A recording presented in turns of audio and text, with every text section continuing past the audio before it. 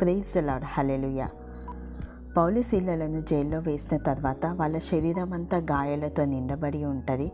వాళ్ళ చేతుల కాళ్ళకు సంకెళ్ళు వేయబడి ఉంటాయి. కానీ వాళ్ళ శరీరం బలహీనమే, కానీ ఆత్మ సిద్ధంగా ఉంటుంది.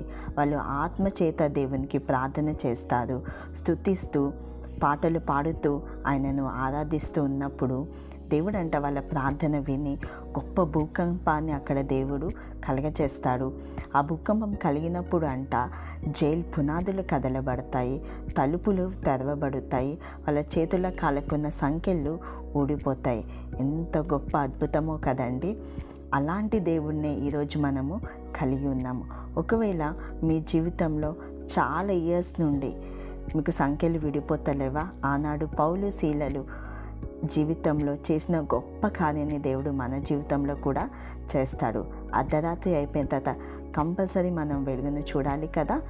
మీరు విశ్వాసంతో పౌలు శీలలు ప్రార్థన చేసినట్లు ప్రార్థన చేస్తే దేవుడు ఖచ్చితంగా పౌలు శీలలో జీవితంలో చేసిన అద్భుతాన్ని మన జీవితంలో కూడా చేయునుగాక.